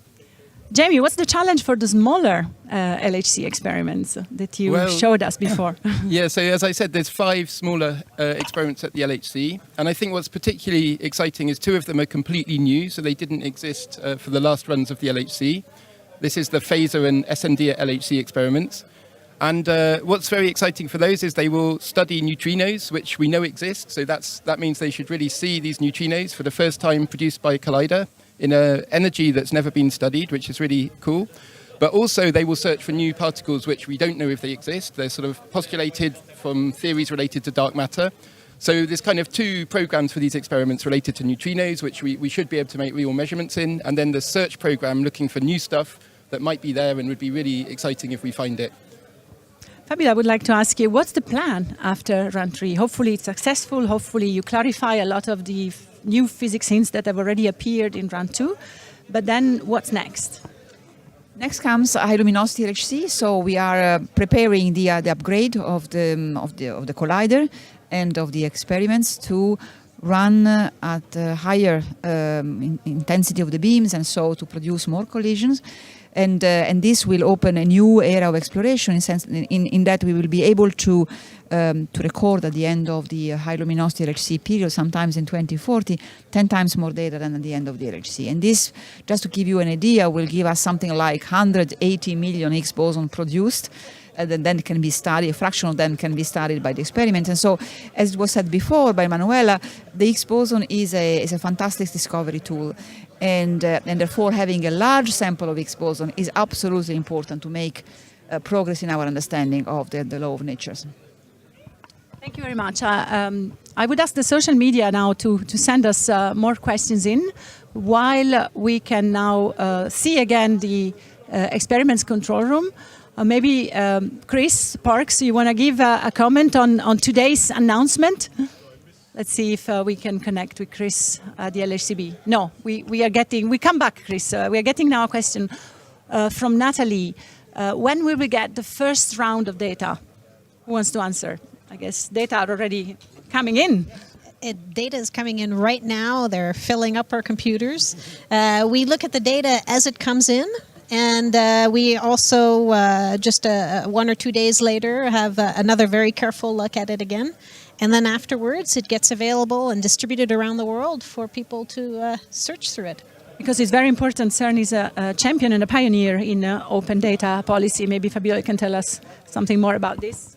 Absolutely. Cern really promotes and embraces open data and openness everywhere in science. From we publish our articles in open access journals. We develop open software, open hardware, and we have a new open data policy that allows everyone to access the LHC data. So it's very, very important that the science we do and what we produce is available to everybody, to society, free of charge. And this dates back to the time of our founding convention, when this idea of open science was really already coded there, and was also demonstrated when Cern made the World Wide Web available for everyone to use and develop free of charge. Yes, thank you for mentioning the World Wide Web. I wanted to ask Giovanni to make a comment on that. It's not only scientific data that is made available publicly, but we also foster the applications of the new knowledge that is produced here and of the new technologies. Yes, absolutely. So I think it's important to mention that this openness of the laboratory is also reflected in our knowledge transfer policies and technology transfer. So our laboratory is using, as Fabiola mentioned, a lot of open source licensing. And what is really important for us is to make sure that our technologies are used by others. So what really matters for the laboratory is to make sure that those results are made available to others. And very often this happens via industry in the member states. So we need collaborators to make our technologies used in other fields. But our policy in general is very, very much open compared to many other national institutes I know of, at least. Thank you. Mateusz, you wanted to say something, I have the impression. Yes, while we're here celebrating the top energy in proton-proton collisions, LHC is also a special device for colliding heavier nuclei. Particles. And we are looking forward to lead-lead collisions later in the year. Yeah, maybe Mike, you can say a word about the program of the LHC. So you're able to collide not just protons, but different nuclei. Yes, yeah. So for about a month of the year, we switch mode and we go to heavy ions. So we've traditionally done lead, but we've also done proton-lead. We've done xenon. So oxygen. So we have actually quite a bit of fun with this sort of as a tail end of the year. So the intensities of the ion beams are a lot lower than those of the protons. So we can relax a little bit. But some very interesting physics. So just to say that all 4 experiments are taking data while we're doing these ion runs. Yeah, you mentioned oxygen. I think it's in the plans also for run 3 to do a run of oxygen again. And, what is it for? Let's ask the expert. Yes. What are you doing, CMS, with oxygen collisions or at ALICE? I think it's for me to answer. While there are physicists in CMS and ATLAS and LHCb interested in nuclear collisions, for us it allows us to study essentially the collisions which we understand in lead and the phenomena that appear there in a slightly different system. Scientifically, it's very interesting to understand the systematics of your observations. And LHC allows us to study different systems in order to exactly explore systematically the physics we're interested in. Maybe I can just say something regarding the small experiments for yes, the oxygen run, because actually one of the motivations is for the LHCF experiment, which looks at the very forward direction of the collisions. And they're very interested in proton-oxygen collisions, because when you have a cosmic ray hitting the atmosphere, you get a high-energy particle that hits oxygen and makes a cosmic ray shower. And that's exactly what you can study in proton-oxygen collisions at the LHC. So this is a very nice sort of way that science can work together with a big facility like the LHC, really helping with cosmic ray physics experiments and providing data that's extremely useful for these. Okay, we can go to the 4 experiments control room. Are we expecting any information regarding dark matter? Maybe we can ask this to the ATLAS control room, to the ATLAS spokesperson. Andreas Höcker? Yeah, with pleasure. So dark matter is, of course, one of the very important signatures we want to look at. And the improvement of the trigger, so the online event filtering system we have implemented during LS2, so during the shutdown we just passed, will help us to look for dark matter. Dark matter is something which is, of course, in principle, if it is particles, we don't know whether it's particles, but most physicists believe it's particles, would be invisible. So it would be produced in the proton collisions, but then would be invisibly flowing through the detector. And so the trick we have is we produce the dark matter particles with other particles which are visible in addition. And so this means that through momentum conservation, we have one part with visible particles and the other part with missing energy. And this is the way we look for dark matter. And this is really one of the very, very important search analysis we do. And in particular, we think that since dark matter is massive, it might couple to the Higgs boson. So as was said before, we look also for the Higgs boson decaying invisibly into dark matter. These are very important analyses we are pursuing during run 3. That would be a winning pair, I would say. Is CMS looking for the same thing, Luca? Yeah, Paola. I hope you can hear me. Yes. Yes, we can hear you loud and clear. Okay, thank you. Andreas already basically described. We are looking for similar things, and I want to actually even emphasize more that we are prepared our detector in these 3 years, even to look more for this at the trigger level, but also for other kind of manifestation of new physics that it is might be linked to dark matter or manifestation of dark matter, but go even in other phase space, like long-lived particle that decay very late. And we are equipped our trigger and our detector with this capability much more than we are having before. So we are really ready to go much further than what we have done in run 1 and run 2. With this run 3 that we are still collecting data and we are actually enjoying seeing beautiful events here. It's a feast of particles today. And we were talking before with Chris Parks, with LHCb spokesperson, about the hints for new physics that might be elucidated during run 3.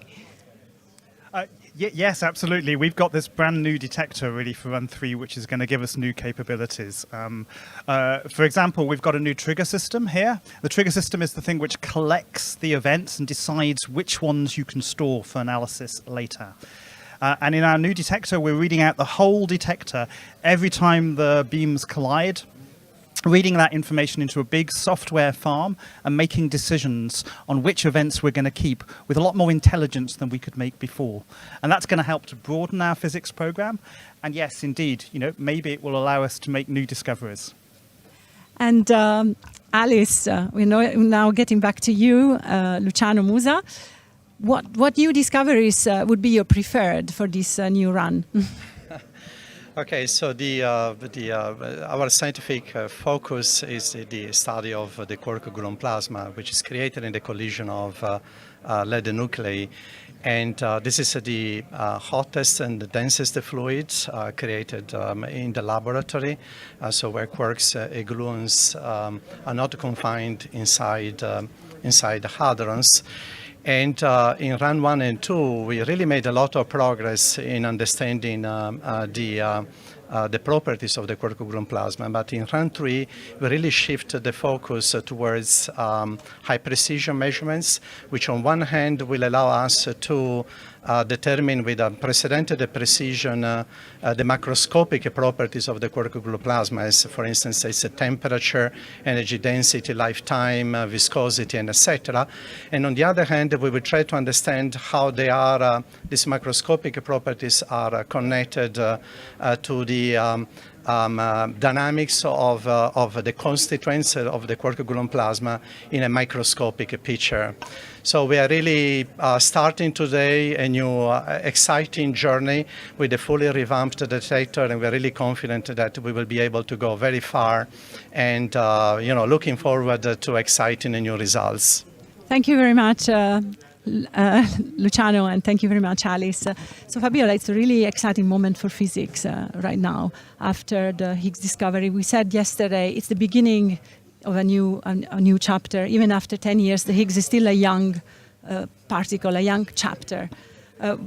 How do you feel that this run 3 is going to contribute to continuing the adventure with the Higgs boson? It's going to be a very important step forward because, as was mentioned before, the Higgs boson is really a discovery tool. It's a very special particle with very special properties, which brings new interactions, and in some sense is related to many open questions related to, for instance, to the evolution of the universe, even to its fate. It's a key also to understand how the elementary particles are organized in families, and it brings also questions about the value and the lightness of its mass. So clearly it's related to some of the most important questions in fundamental physics today. Question where we are clearly missing something important, and I think that therefore that the detailed studies of the Higgs boson is absolutely of paramount importance. Yesterday, a very distinguished theorist, Nima Arkhanian, said you have to study it to death, and this is absolutely true. Thank you very much, Fabiola. I'm just seeing if there are more questions. Yes, how does Cern collaborate with industry? This is for you, yes. Giovanni. So yeah, industry is a crucial partner for multiple aspects. First, we buy things from industry. So we buy our equipment, etc. And this, I think, is a virtuous circle what we have built with industry, because what we ask them to deliver to us is always more complicated than what they did before. We are a kind of demanding client, so we kind of push them to innovate, and then they can reuse those results in other places. So in this respect, industry is a crucial partner for us, and also for technology transfer, we need industry. So our technologies, I mentioned before, we want them to be used by others. We want them to deliver impact to society, but there is no single case of technology transfer which really had an impact, which didn't have an industrial partner. So industry is also the vehicle for our technologies that we develop here at Cern to reach society. It happens through industry. So we also collaborate with industry in the other direction, not to buy, but to pass them on our technologies, our knowledge, so that they can embed them in their products and services. Thank you very much. Any more questions from social media? Yes, Farouk Serkini, will we see an expansion of the collider beyond 27 kilometers. Who wants to take this? Yeah, ever ambitious. We've started a feasibility study for a 91-kilometer collider in the local area. So with the present complex acting as an injector to that machine. So this is about 2 years into a 5-year feasibility study. The machine is called the FCC. So this, in the first phase of its operation, we'd see this working with electrons and positrons as an electron-positron collider. Before, after a decade or two, moving to protons. So a very ambitious project, very much at the early stages, and a little way from approval at the moment. But a lot of work going on there. Thank you, Mike. So from Sarah, how much radiation is this producing and how it's being contained? Again, for accelerator physicists. It's a good question and something we take very, very seriously. We have a dedicated radiation protection group at Cern who monitor, control, and really carefully police the radiation aspects of what we do. If you go into the LHC in general, you can walk around the ring where the main dipole magnets are, and it's relatively low radiation. But when you get near the experiments, the actual collisions produce a lot of high energy particles, which create some significant amount of radiation in places. So access to those areas are very carefully controlled and monitored. Everyone is carrying dosimeters. Access to the machines is very carefully controlled. You have iris scans going into the LHC itself, and something we take very seriously indeed. Thank you, Mike. Some more questions. This is written very small. What did you do during the period of maintenance? Patricia, what did CMS do before starting Run 3 for the last 2.5 years? Well, CMS did some maintenance, and we did some upgrades of the detectors. We did a lot of work we heard about the trigger system, so we did a lot of work on the electronics and to try to get ready for the next run and make sure everything was in perfect working order to start Run 3. At the same time, you continued publishing. Of course. The research didn't stop. No, of course. Many people were working on publications. We publish more than 100 articles in scientific journals every year. And this is something that is continuing to go on the data that we've collected already. That never stops, right? For any of the 4 experiments. As we've seen, we got a media update from LHCb based on Run 2, right? Run 2 data.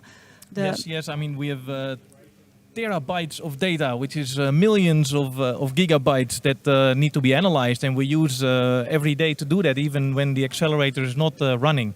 For us, the last 3 years, as I said, we replaced all the systems that detect the smallest particles with the new technology to cover large areas with affordable technology to read out, nevertheless, all the data in an even faster way. So we really use this period to develop the new technologies for the next step. Yeah, Manuela, how many theses were done at Atlas during the shutdown based on all data?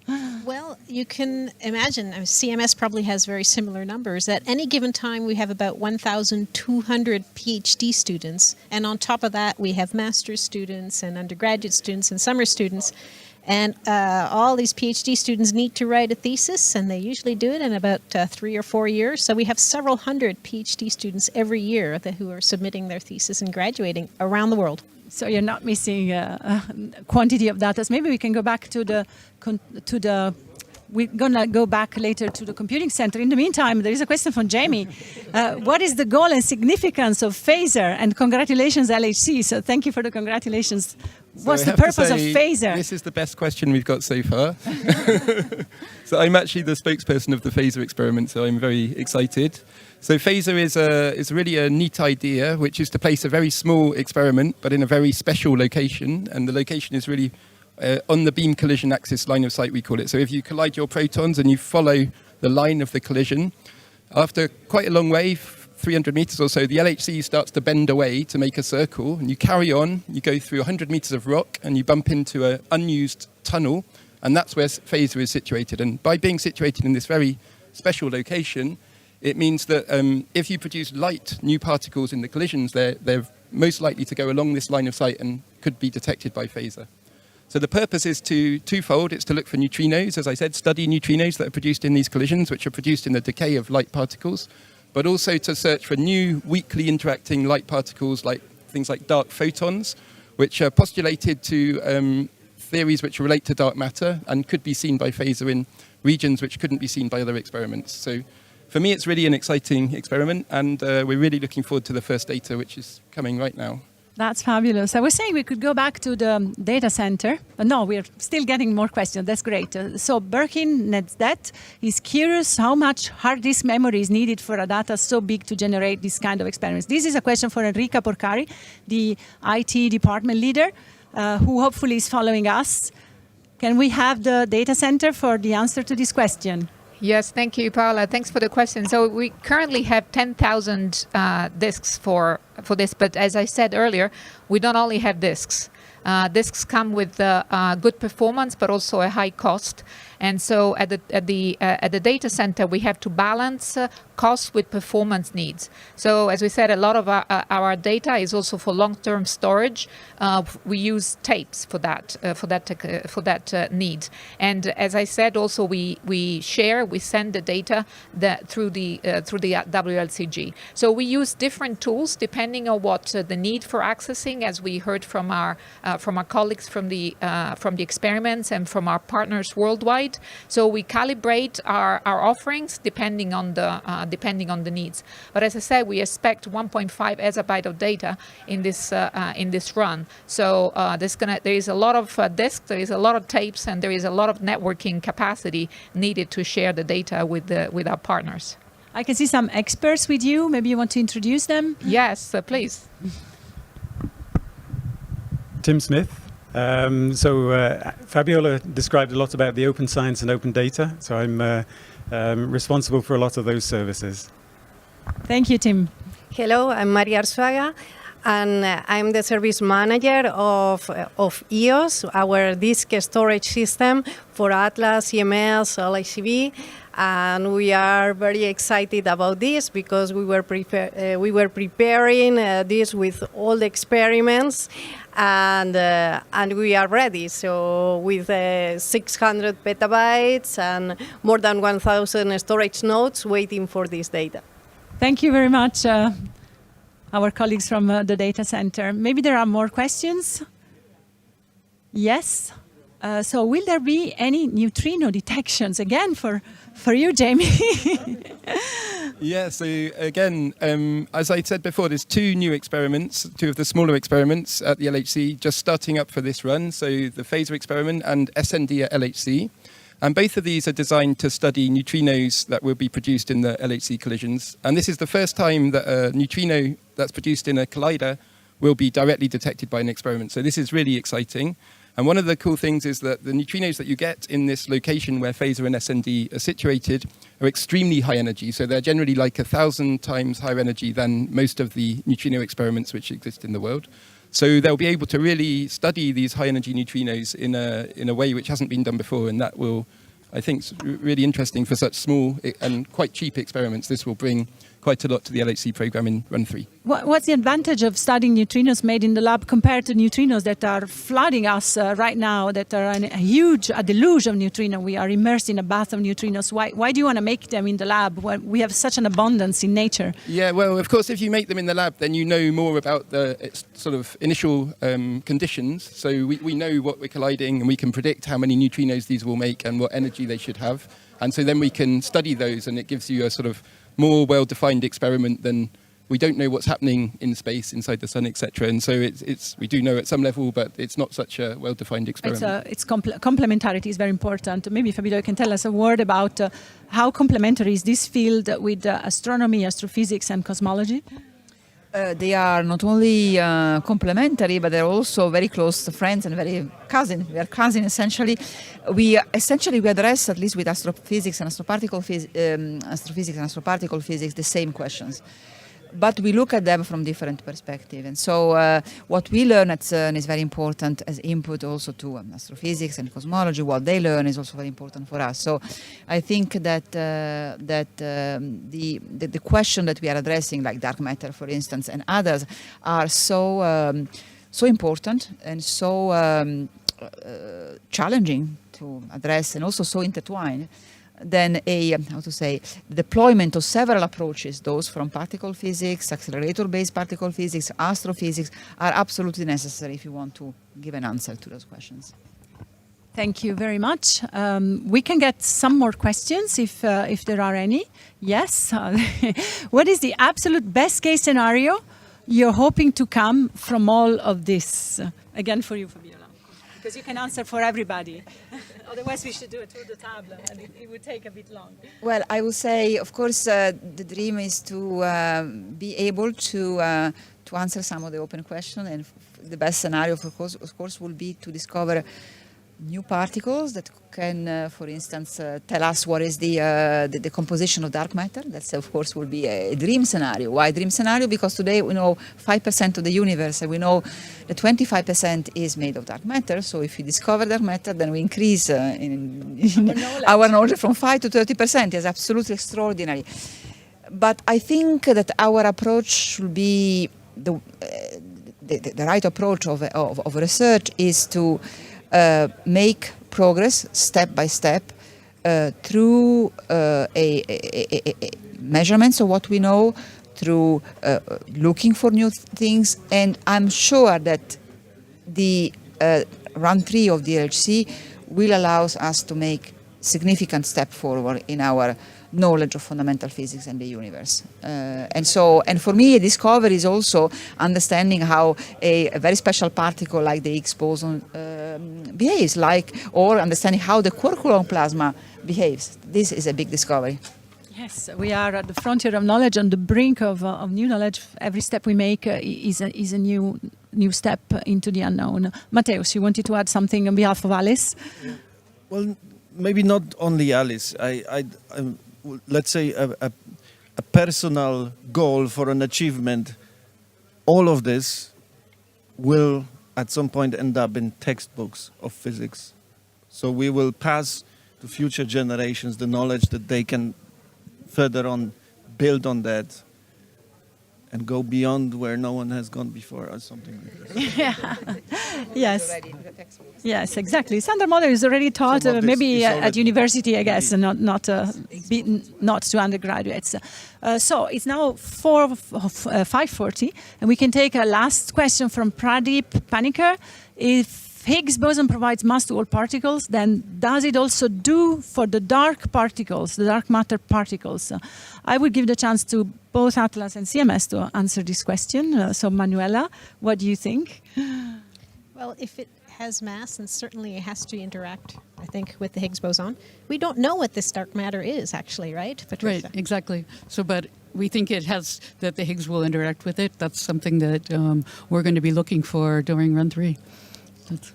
And on this question that takes us to the frontier of knowledge, I think we can thank everybody, especially our guests here, the protagonists of today. FEAT, we can invite you to go and celebrate. You all deserve that. Thanks to the LHC control and also the other machine controls that have been flooded today by people, technicians. Thanks to the technical team. The live has gone fabulous, well, much better than in our wildest dreams. I hope the same is true for the LHC Run 3. Thank you, everyone, and see you next time. We have something as big to communicate to the world.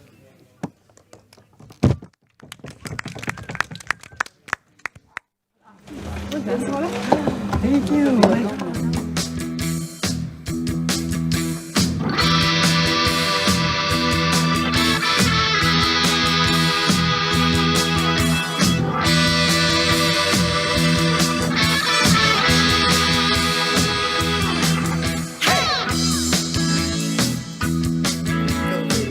These guys and there are protons at the door. 100 every centers and we're wanting some more. You better let us in, baby. I don't know what you got.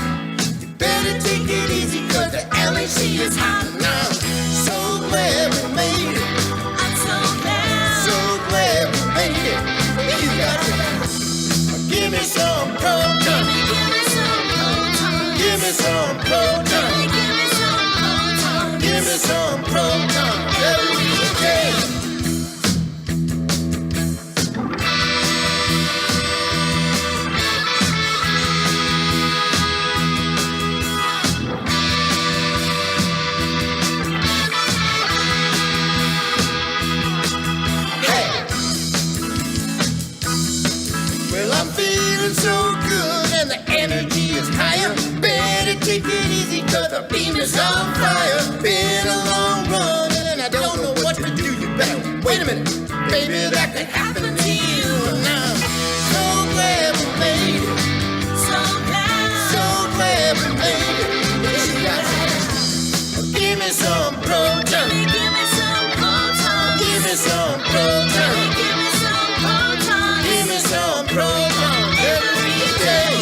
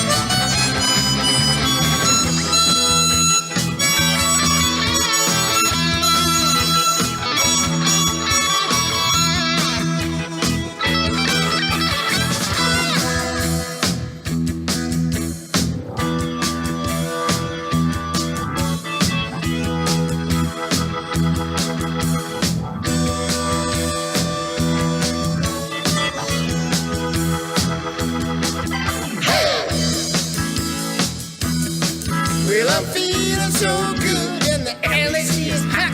Better take it easy cause the beam is on fire. Been a long run and we're feeling so good. We're gonna take data, baby, everybody should know. So